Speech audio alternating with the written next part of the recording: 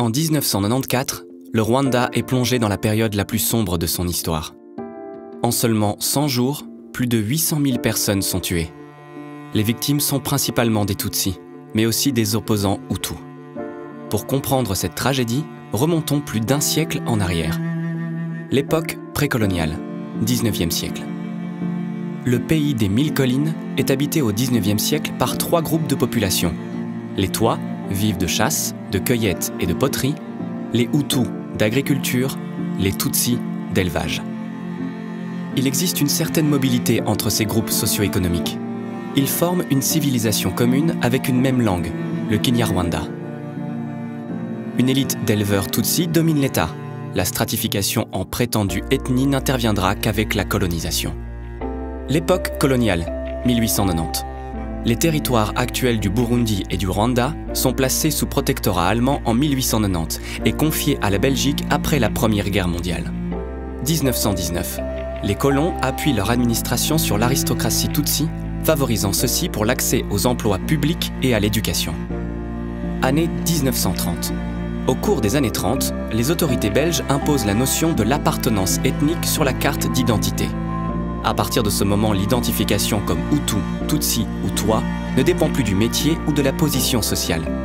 Elle devient fixe et se transmet par la naissance. Cela et la politique pro-Tutsi des colons commencent à cliver la société rwandaise. 1950. Lorsque les élites Tutsi appellent à l'indépendance dans les années 50, les colons changent d'alliance au profit de la majorité Hutu. 1959. Ce revirement déclenche la dite révolution sociale des Hutus en 1959. Les tensions entre Hutus et Tutsis provoquent la mort d'environ 20 000 Tutsis et l'exil de 300 000 autres. L'indépendance, 1962.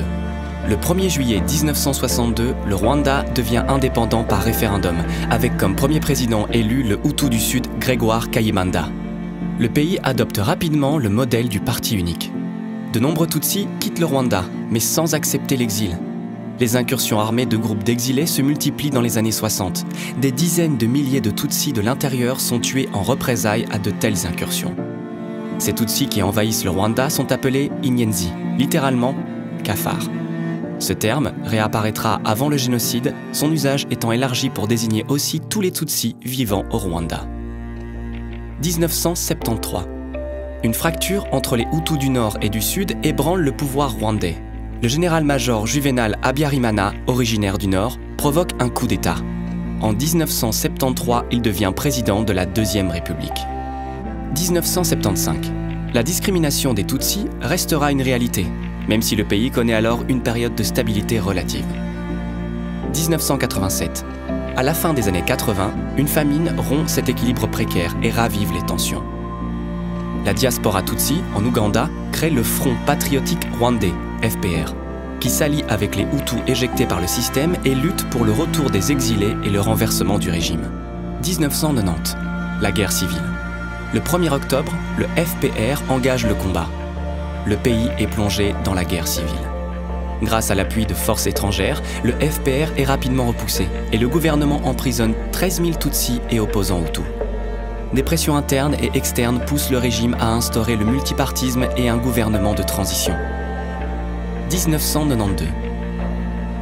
Un extrémisme Hutu s'émerge et la jeunesse du parti MRND se transforme en milice, l'Interahamwe.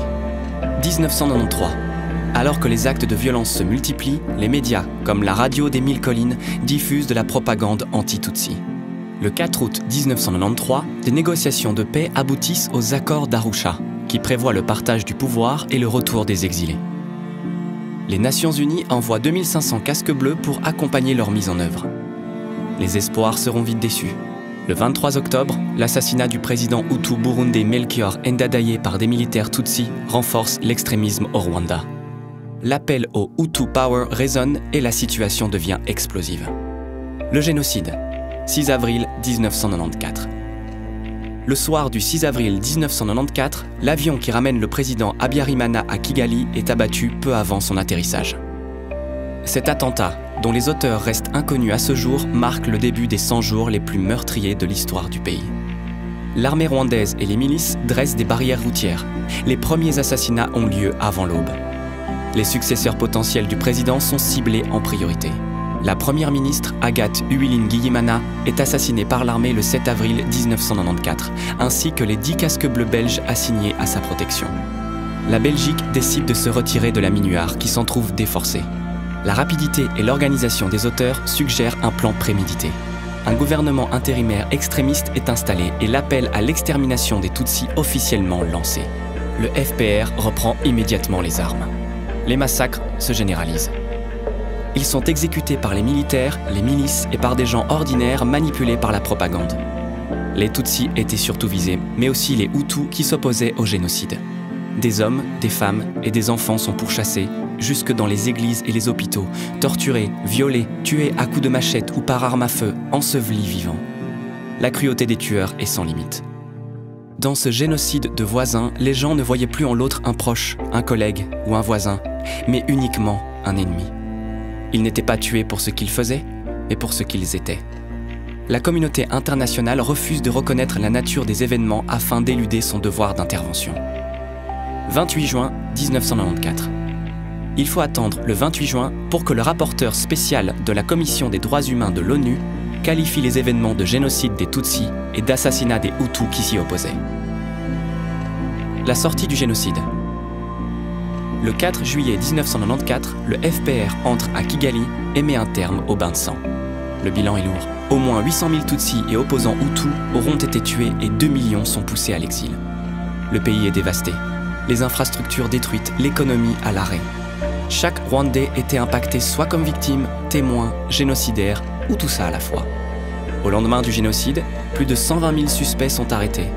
Mais les capacités sont insuffisantes pour les traduire en justice. En novembre 1994, le Conseil de sécurité des Nations Unies crée le Tribunal pénal international pour le Rwanda, TPIR, afin de poursuivre les plus grands responsables. Le Rwanda met en place des chambres spécialisées en 1996 qui traiteront environ 10 000 dossiers. Plus tard, des tribunaux populaires, dits Gacaca, traiteront plus d'1 million de dossiers entre 2005 et 2012. Près de 30 ans après les faits, plus d'1 million de personnes ont été jugées. Le travail de mémoire et de justice se poursuivra de longues années, accompagnant le processus de réconciliation du Rwanda.